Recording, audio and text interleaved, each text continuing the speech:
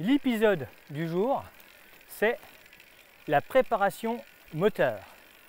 N'allez pas voir là-dedans un truc illégal ou du débridage. Non, non. On parle bel et bien d'une préparation que vous pouvez tous faire pour améliorer le fonctionnement ou en tout cas maintenir un état de fonctionnement optimal. Sur un moteur électrique, le nerf de la guerre, c'est l'absence de surchauffe. Du coup, n'allez pas démonter les carters que les constructeurs ont conçus pour votre e-bike. Ils permettent de maintenir un volume d'air protégé entre justement ce carter et les ailettes du moteur pour assurer le meilleur échange thermique possible. Seulement voilà, on roule régulièrement dans la boue, la poussière, etc. Et ces carters ne doivent surtout pas être totalement étanches. Il faut que cela respire. Donc laissez-les respirer.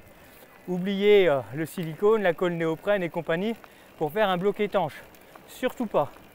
Vous avez d'ailleurs un orifice généralement en position haute, caché sous la batterie, qui permet à l'air de circuler. N'allez pas le boucher. Par contre, pour optimiser cette ventilation et surtout la maintenir quelles que soient les conditions et aligner les kilomètres, voici quelques astuces. Sur nos machines, nous traitons l'intérieur des carters au silicone ainsi que le moteur. Ce moteur est d'ailleurs régulièrement nettoyé. En pratiquant cette technique, nous avons pu remarquer que les moteurs étaient beaucoup moins sales à l'intérieur que l'option on laisse faire. On se contente de mettre de la graisse au niveau de l'axe de pédalier pour avoir une meilleure étanchéité sur cette zone par rapport à la boue. Et après, tout l'extérieur du moteur ainsi que l'intérieur des carters est siliconé.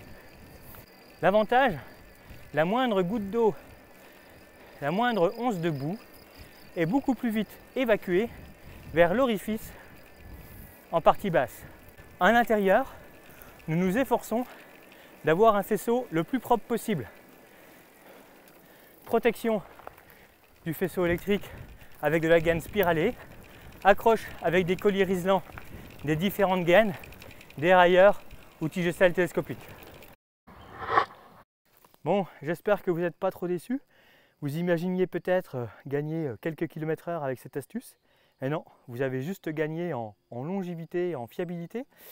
L'avantage tout de même, c'est d'avoir un moteur qui chauffera beaucoup moins, donc qui sera beaucoup plus efficace, moins énergivore et surtout qui ne se mettra pas en sécurité et qui vous obligera à attendre 15-20 minutes qu'il refroidisse pour repartir. Donc ne démontez pas les carters, traitez-les à l'intérieur au silicone, nettoyez votre bloc moteur régulièrement, c'est minimum une fois par an, hein, la révision annuelle. On a traité ce sujet dans l'épisode 18, mais nous on le fait vraiment régulièrement, minimum une fois par trimestre. Voilà, et bien à bientôt.